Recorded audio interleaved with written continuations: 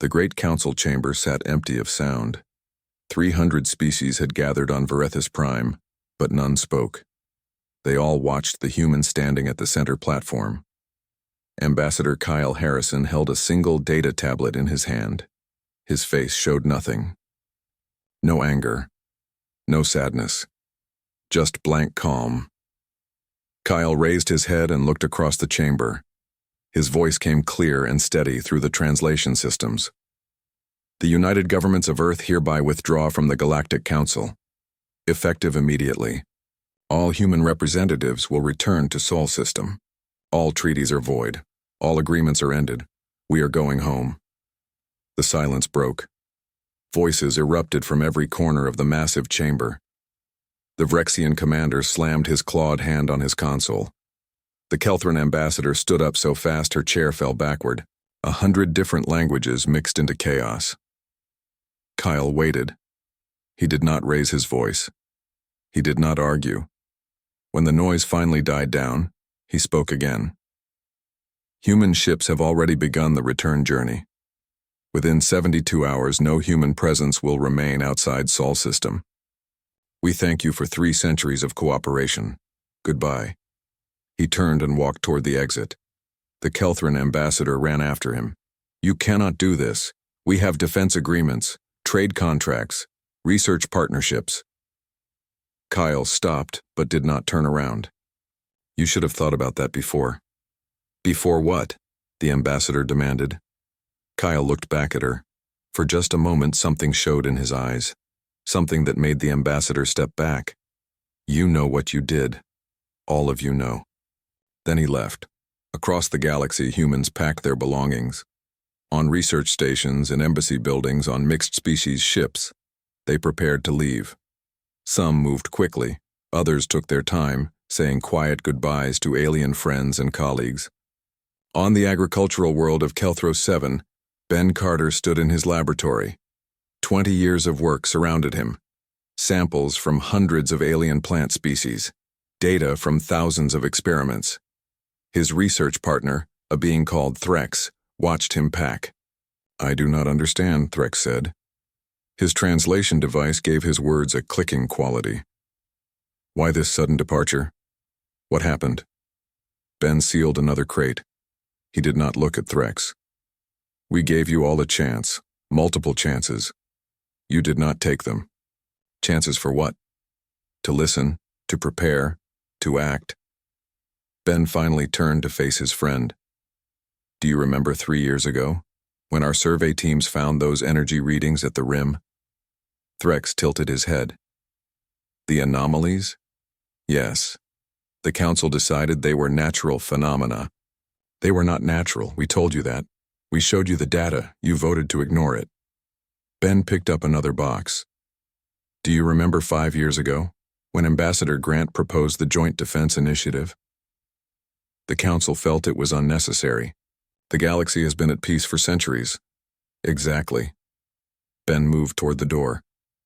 You have been at peace so long you forgot what threats look like. We tried to remind you. You called us paranoid. You said we were making up dangers to stay important.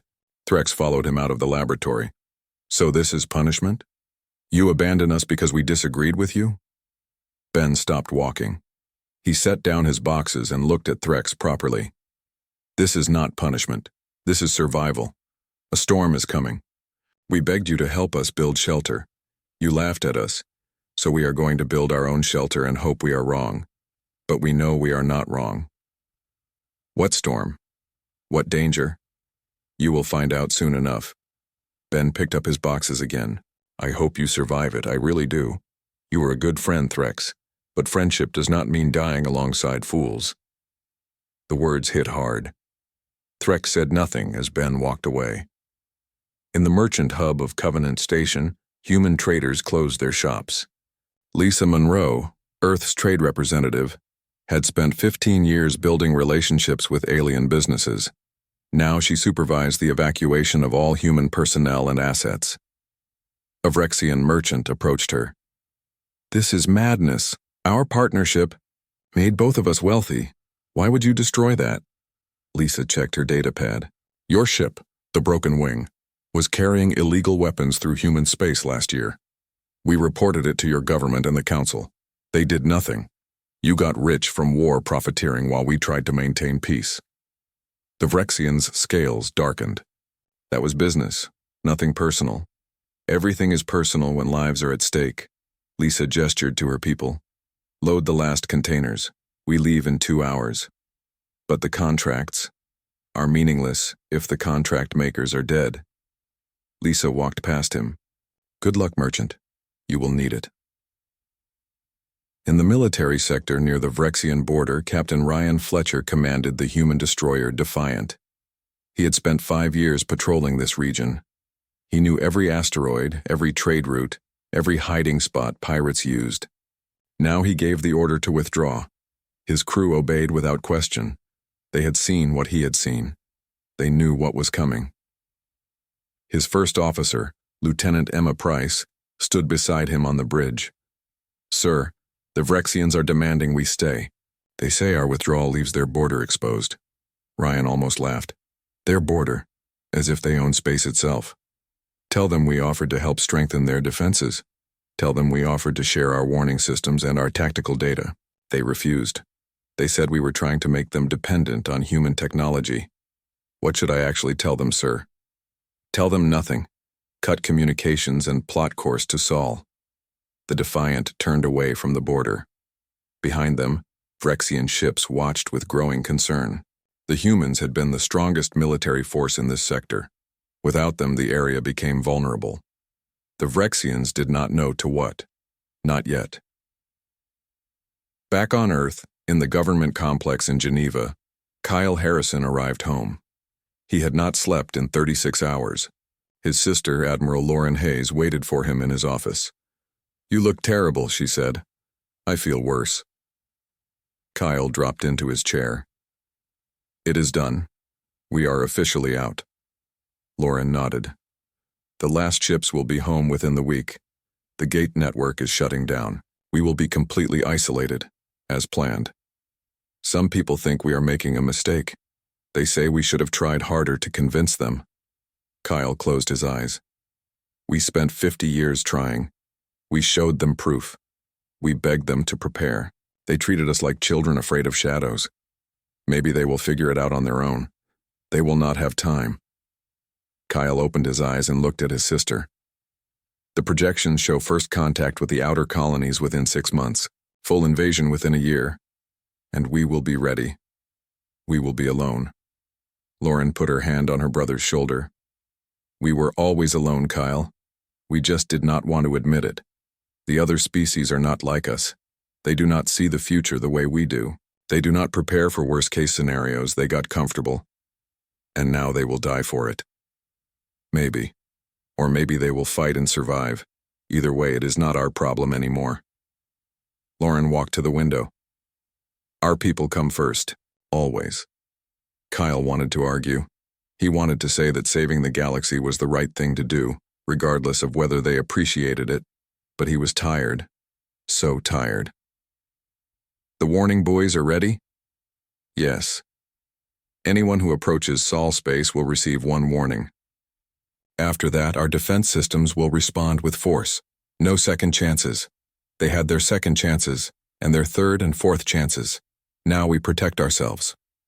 On the last human transport leaving Galactic Council space, Kyle's recorded message played on every view screen throughout the ship.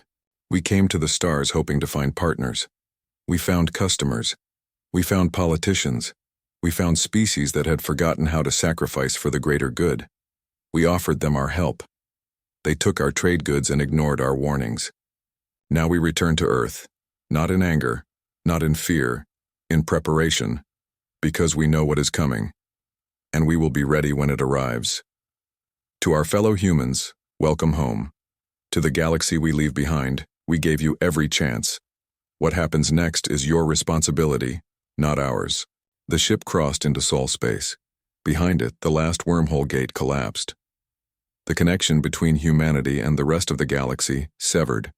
Around Sol system, thousands of warning buoys activated. Their message broadcast in every known language. Do not approach. Do not contact. This is your only warning. On 1,000 worlds, aliens looked at the news feeds in confusion and growing fear. Why would the humans leave? What did they know? What was coming? They would find out soon enough. 3 months passed since the humans left. The galaxy discovered what their absence truly meant. On Kelthro 7, hospitals ran out of medicine. Human pharmaceutical companies had supplied 60% of the galaxy's medical needs. The remaining suppliers could not keep up with demand. Diseases that had been controlled for decades began spreading again. Children died from infections that should have been simple to treat. Threx watched his own offspring grow sick. The medicine they needed came from a human lab. The lab was empty now. The stockpiles were gone. He sent messages to Sol System begging for help. The messages bounced back undelivered. The humans were not listening. Trade routes collapsed. Human logistics networks had connected thousands of worlds. They had optimized shipping lanes, managed cargo transfers, coordinated delivery schedules. Without them, the system fell apart. Ships sat in ports unable to find efficient routes. Goods piled up in warehouses. Economies staggered under the sudden inefficiency. The Kelthran Federation lost 30% of its trade revenue in the first month. Their government sent an angry delegation to Verethus Prime, demanding the Council force the humans to return. The Council had no power to force anything. The humans were gone, but the Vrexians celebrated. High Commander Zalith stood before his war council, his scales bright with satisfaction. The humans always held themselves above us. They pretended their military was for peacekeeping. Now we see the truth. They ran away. They left a power vacuum. We will fill it. The Vrexian fleet moved into territory the humans once protected. Small border worlds suddenly found themselves under new management. Some resisted. The Vrexians crushed them. Others surrendered quickly. The Vrexian Concordat grew larger. Zalith's advisors praised his bold expansion. Only his intelligence chief, Commander Vec, seemed worried. Sir, the humans did not leave because they were weak. They left because of something else. Zalith dismissed the concern with a wave. They left because they knew they could no longer compete. The galaxy is ours now. On the far edge of the galaxy, a science station called Outpost Meridian tracked deep space phenomena. The crew of 40 scientists from 6 different species had spent years studying the void between galaxies. They loved their work. The emptiness of space held many secrets. Lead researcher Dr. Kin at Kelthran noticed unusual readings. Energy signatures appeared where nothing should exist. They pulsed with strange patterns. The readings reminded him of something. He checked old data files. His breath caught. These were the same readings human researchers had reported 3 years ago. The ones the Council had dismissed as natural phenomena. Kin ran more tests. The signatures grew stronger. They were moving, not drifting, moving with purpose, moving toward the galaxy. He sent an urgent report to Galactic Council headquarters. 2 days later, all communication with Outpost Meridian stopped. No distress call. No warning, just silence. Council officials assumed equipment failure. They dispatched a repair ship. The ship arrived to find nothing. The station was gone. Not damaged, not destroyed. Simply gone. No debris, no bodies. Empty space where a massive structure had existed. The repair ship captain sent a panicked message back. There is nothing here. It is like the station never existed. But we can see the tether points where it connected to the asteroids. Something took it. Something took it whole. Galactic Council security tried to keep the news quiet. They failed. Within days, word spread across communication networks. A research station had vanished. Then 2 more stations at the rim reported similar energy readings. Then those stations went silent too. Fear began to spread. On Vrexus Prime, Commander Vex brought the reports to High Commander Zalith. Sir, we need to investigate these disappearances. 3 stations in 1 week, all at the rim. All reporting the same energy readings the humans warned us about. Zalith read the reports. For the first time, doubt crept into his mind. Send scout ships, fast ones. I want to know what is happening. The scouts launched. None returned. In the Galactic Council chamber, emergency sessions ran day and night. The species argued about what to do. Some wanted to send military ships to investigate. Others feared that would provoke whatever was taking the stations. A few suggested contacting the humans. The Vrexian ambassador refused. We do not need human help. We are perfectly capable of handling this ourselves. The vote failed. No one would contact humanity. Not yet. One council member, Ambassador Threx, voted differently. He had replaced the previous Kelthran representative. He stood and addressed the chamber. I knew a human, a scientist named Ben Carter. He told me we would face something terrible. He said we had been warned.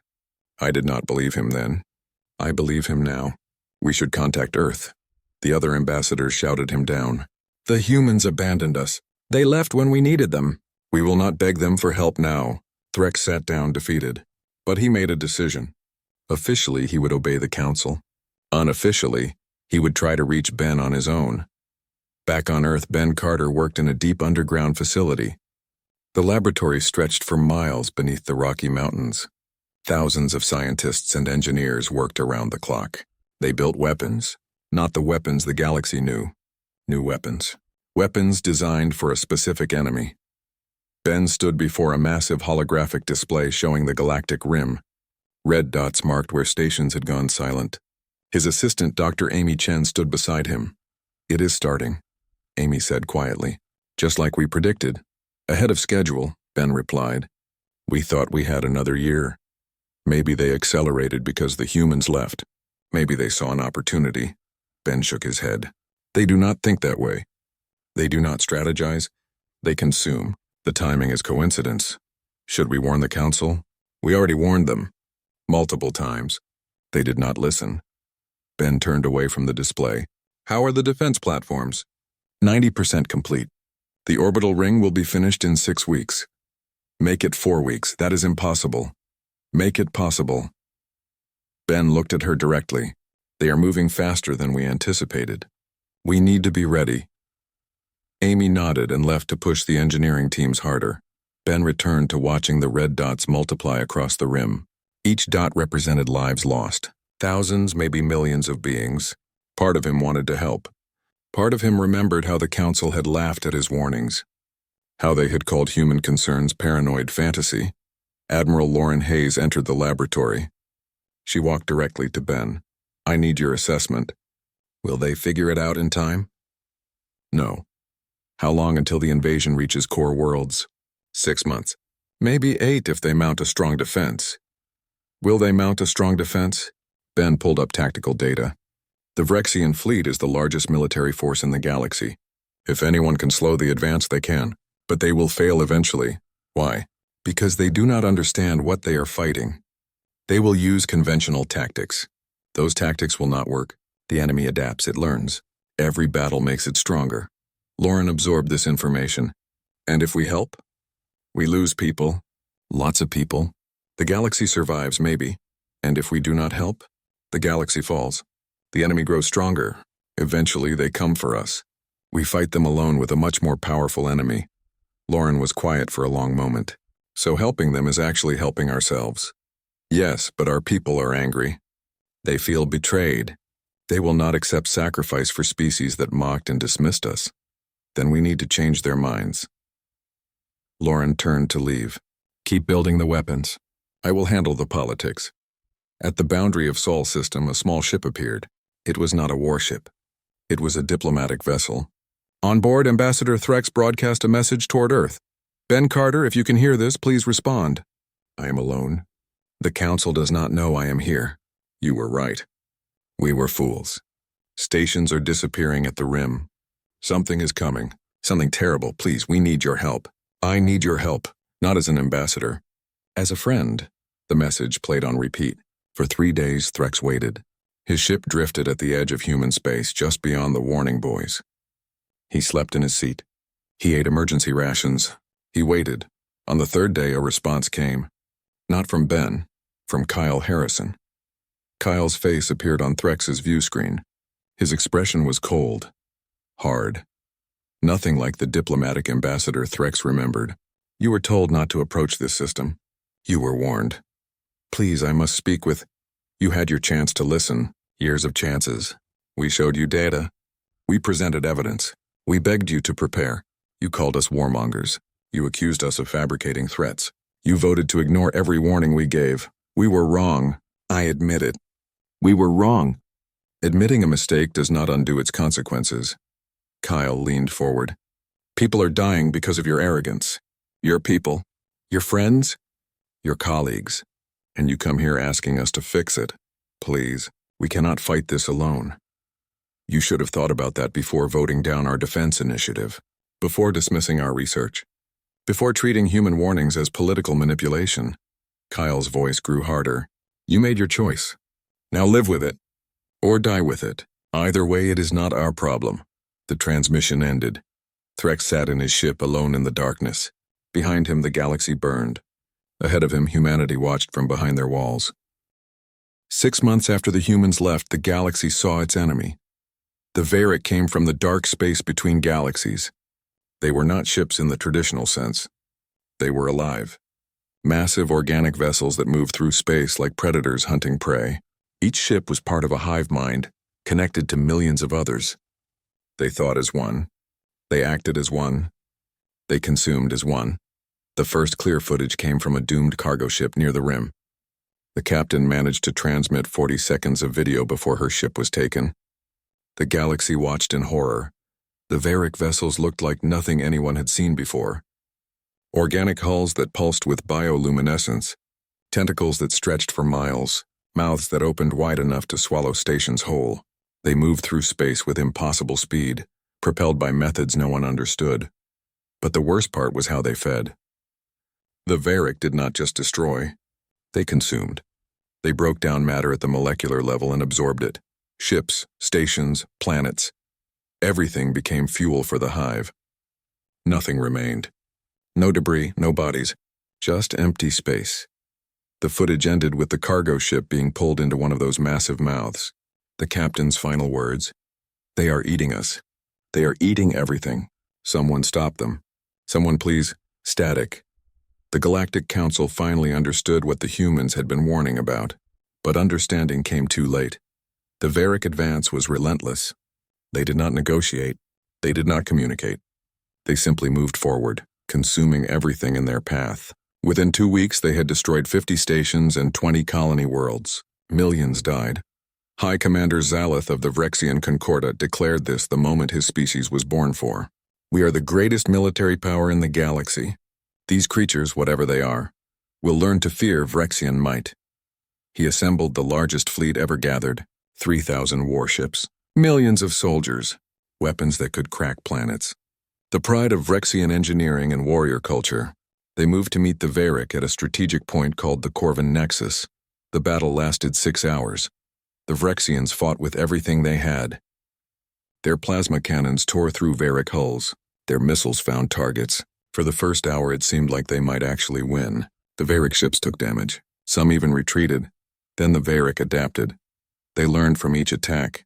Plasma fire that had torn through hulls suddenly splashed harmlessly against shifting organic armor.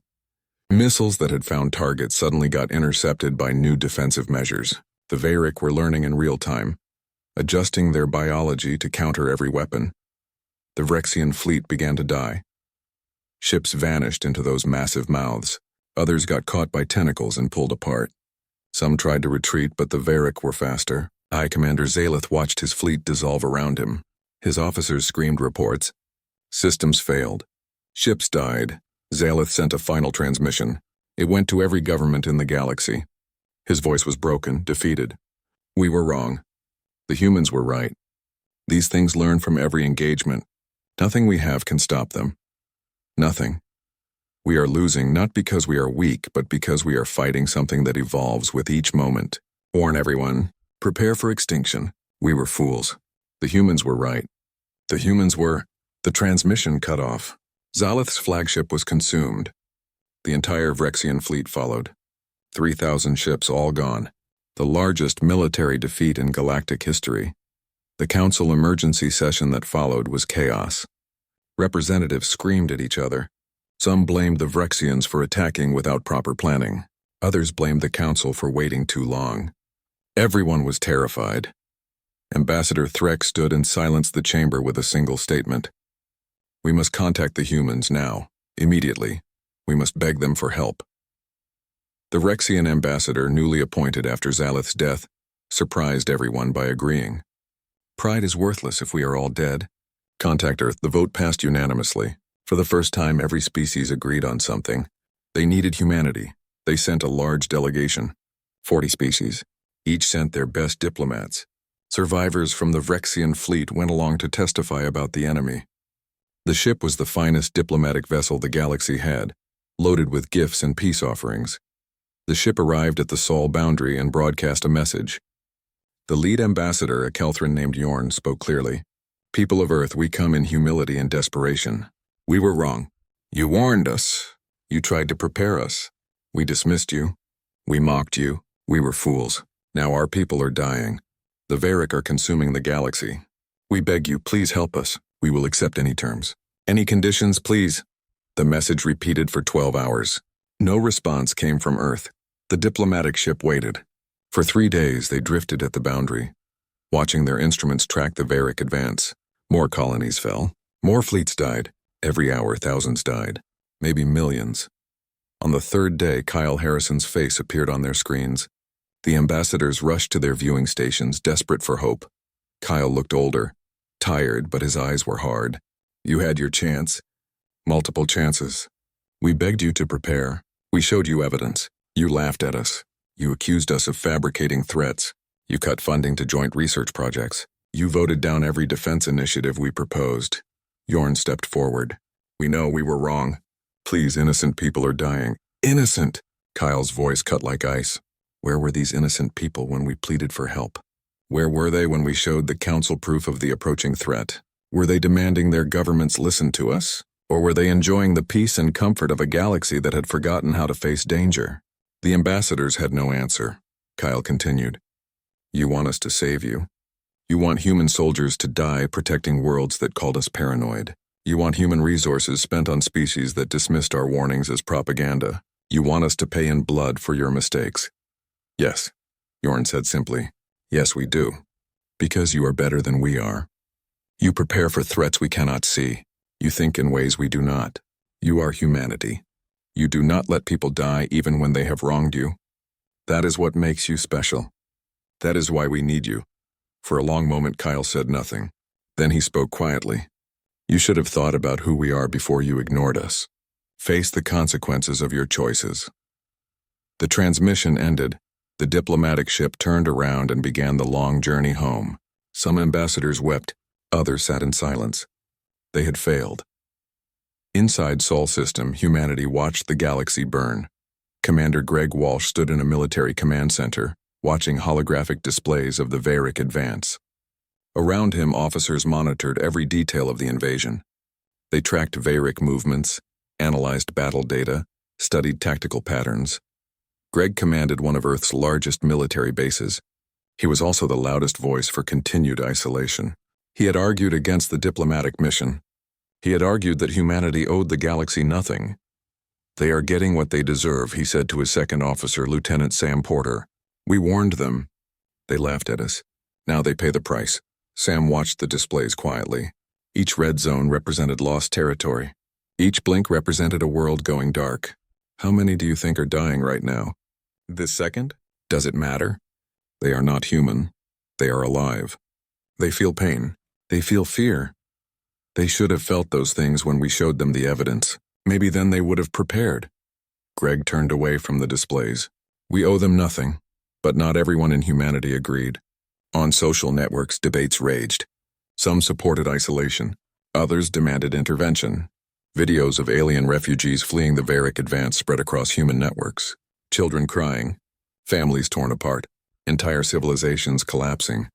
One video in particular went viral. A human officer named Megan Torres had stayed behind when humanity withdrew. She had married an alien, a Kelthran named Vorn. She chose her family over her government. Now she fought with a small resistance group, trying to slow the Varric advance. The video showed her small fleet conducting a desperate raid against a Varric vessel. Her tactics were purely human. Hit and run, misdirection, target weak points. The raid actually worked.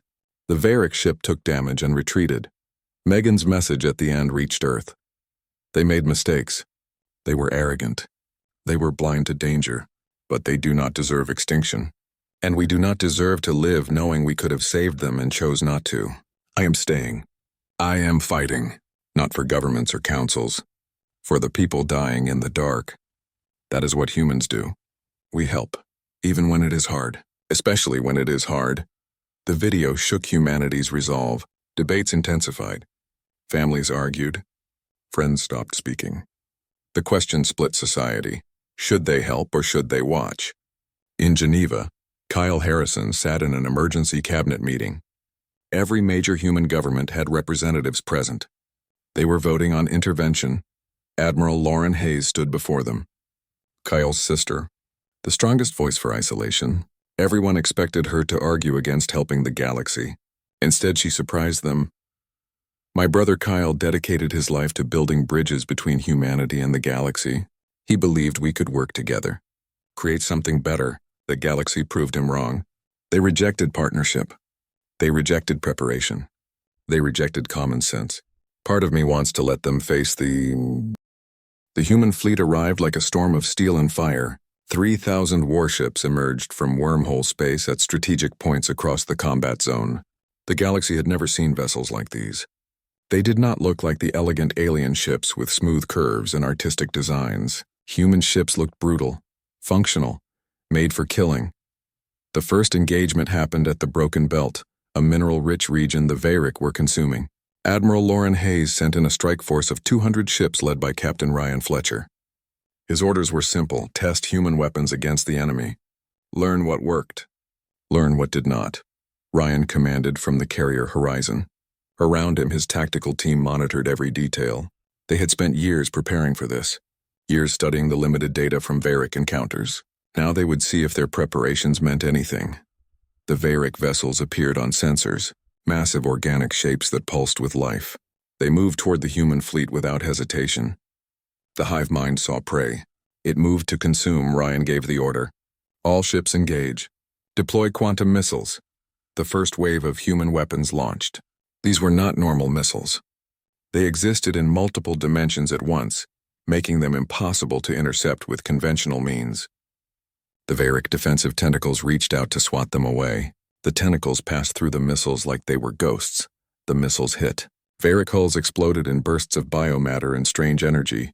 3 ships died in the first salvo. Ryan allowed himself a small smile. Electromagnetic pulse generators fire. The second wave hit.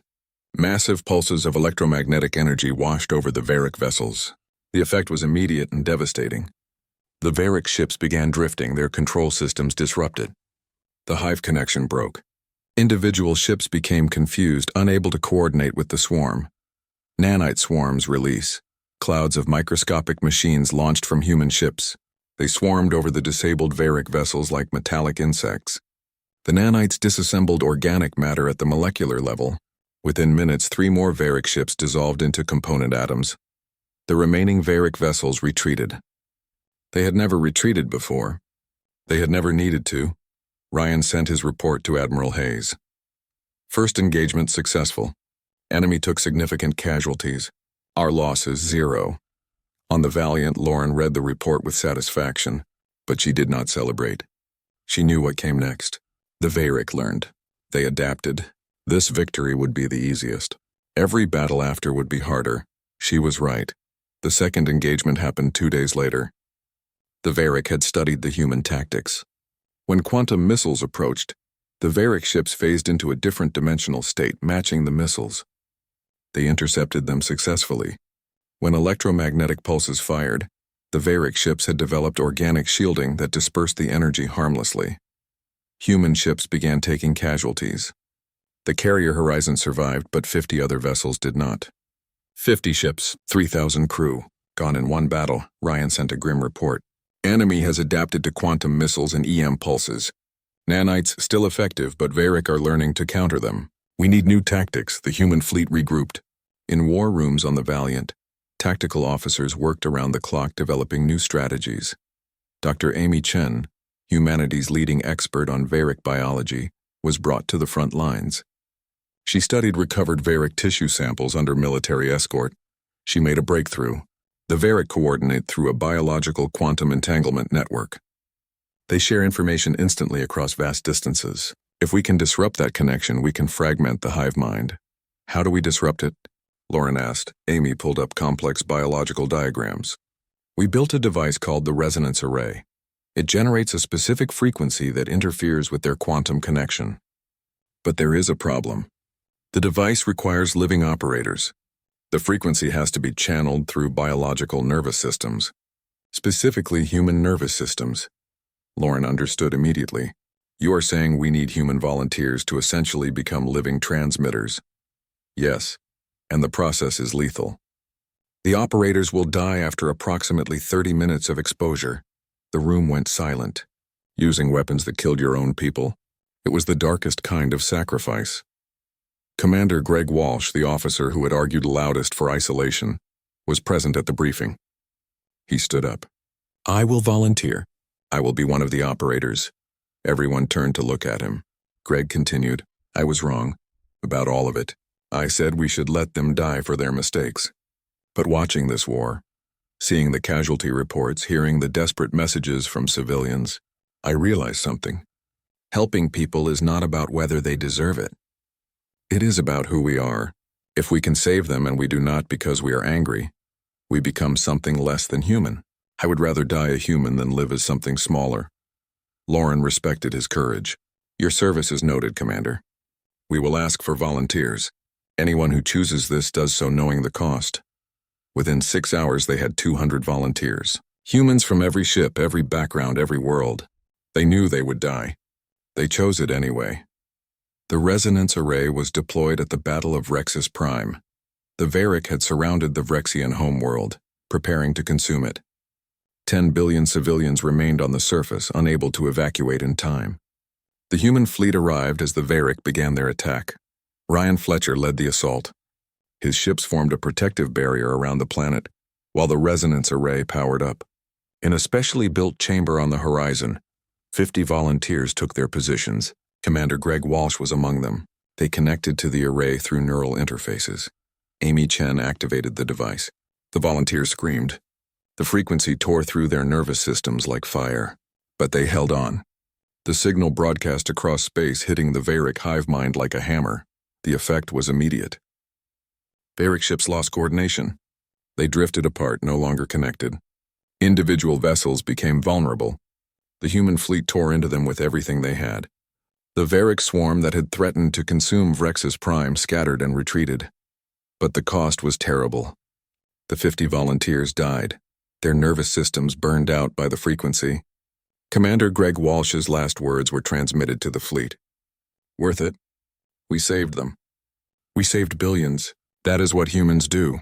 We pay the price. Ryan stood on his bridge looking at the casualty reports.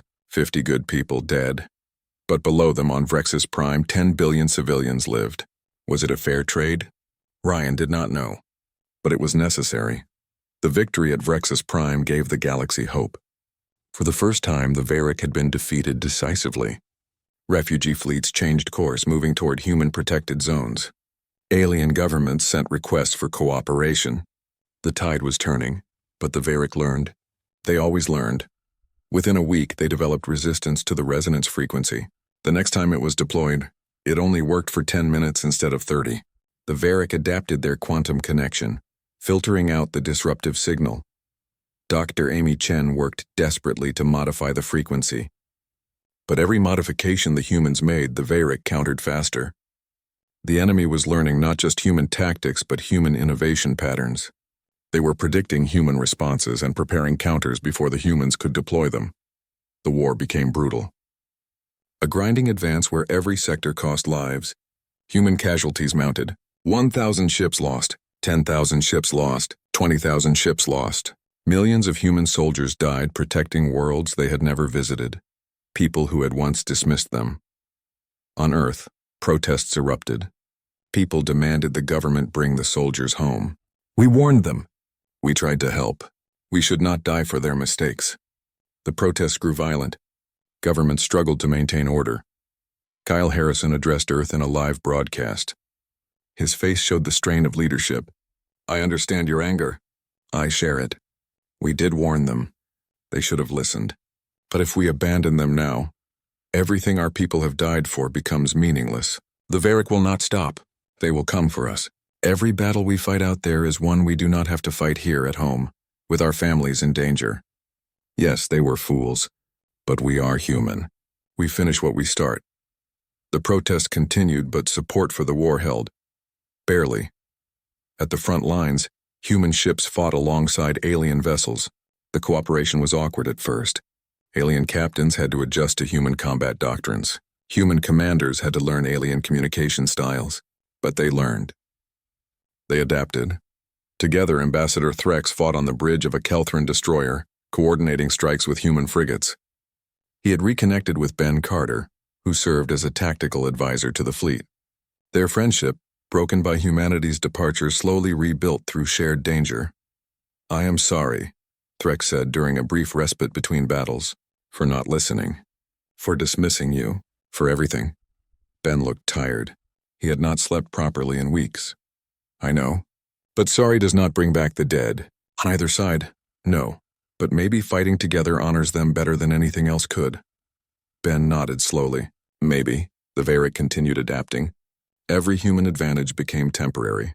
Quantum missiles stopped working. Electromagnetic pulses became useless. Nanite swarms got countered. Even the resonance aura. The human fleet jumped into the outer dark, where galaxies looked like distant stars and the void stretched empty and cold. Intelligence said the Varric Queen Mind waited here, surrounded by her children. The hive consciousness that commanded billions of organic ships. Kill her and the swarm would fall.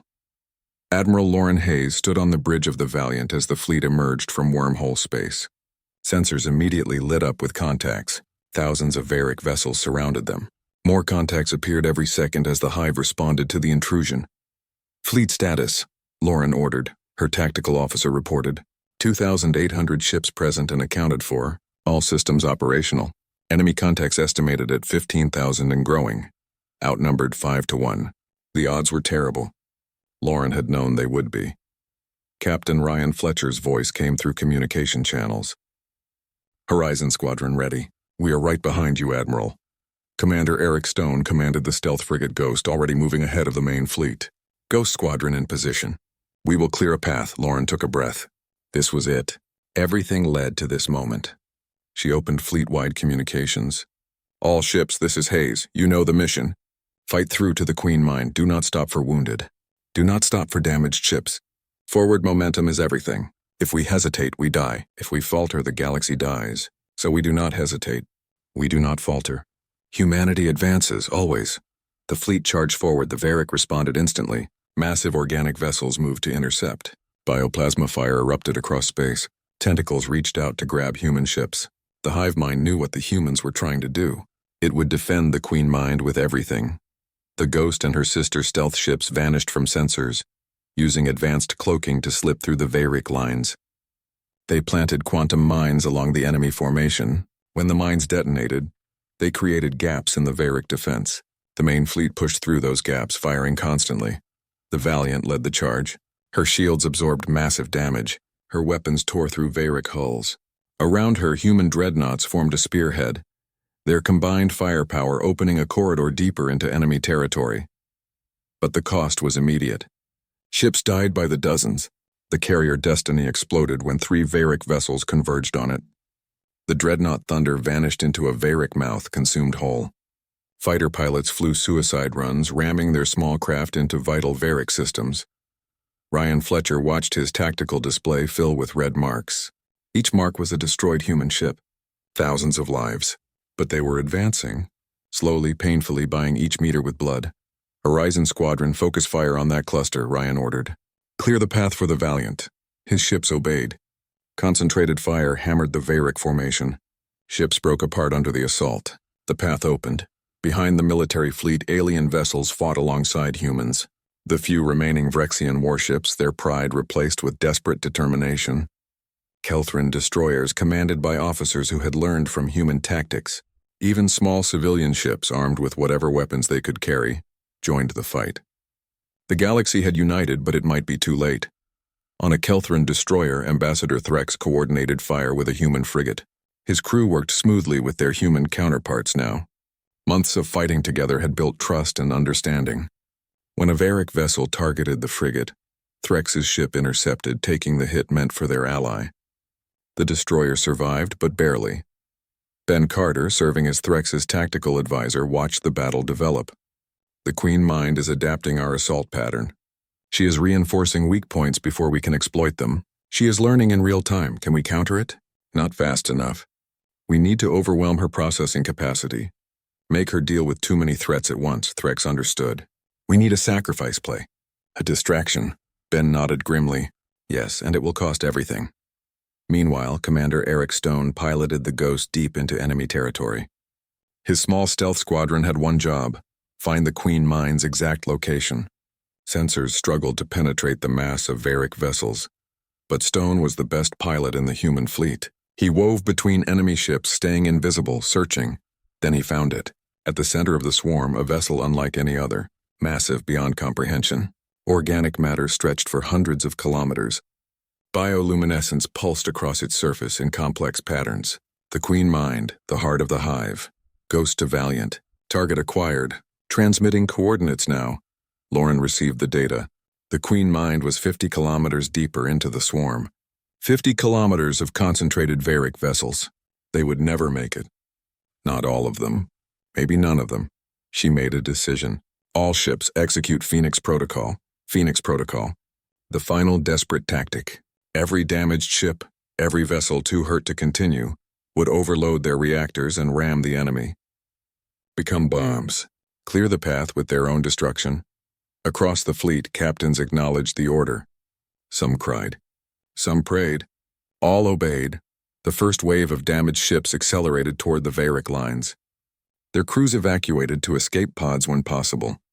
Many stayed aboard, choosing to guide their ships to the very end. Reactors reached critical mass. Explosions erupted like new stars being born. The Varick line broke. A gap opened. The Valiant pushed through, leading what remained of the fleet. They were close now. The Queen Mind loomed on sensors like a dark planet, but the cost kept mounting.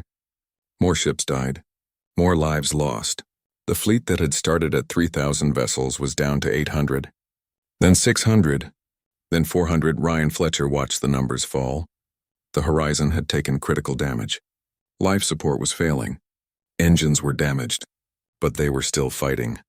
Sir, we are losing structural integrity, his first officer reported. We need to fall back. Ryan looked at the tactical display. They were so close. So close to ending this. Negative. All power to engines. We push forward. Sir, the ship cannot take much more. Then we make it count while we still can. The Horizon accelerated, even as parts of her hull began tearing apart. Ryan's crew stayed at their stations, knowing they were riding a dying ship. But they were human. They did not quit. Admiral Lauren Hayes watched the Horizon status on her display. She knew what Ryan was doing. Ryan, pull back. That is an order. Ryan's voice came through calm and steady. Sorry, Admiral. Communications are breaking up. I cannot hear you properly. Lauren closed her eyes for a moment. She had known Ryan for 15 years. He was a good officer. A good friend. Understood, Captain. Give them hell. Always do, ma'am. Always do. The Horizon reached the inner defense perimeter around the Queen Mind. Varick vessels swarmed it from all directions. The carrier fought with everything left. Weapons fired until the barrels melted. Shields held until the generators exploded. The crew evacuated in the final moments, but Ryan stayed on the bridge. This is Captain Ryan Fletcher of the carrier Horizon. To anyone listening, remember why we fight. Not for glory. Not for victory. For the people behind us. For the futures we protect. For the children who will grow up in a galaxy we saved. That is worth any price. That is worth everything. He activated the reactor overload manually. The Horizon accelerated one final time, directly toward the Queen Mind. Varick vessels tried to intercept, but they were too slow. The Horizon crashed into the massive organic vessel and detonated. The explosion tore a massive wound in the Queen Mind. Biomatter scattered across space. The hive consciousness screamed, a psychic wail that every living being felt. The Varick swarm faltered, their coordination disrupted. Lauren seized the moment. All ships, full assault! Hit her while she is wounded! The remaining fleet, now down to 200 ships, converged on the Queen Mind.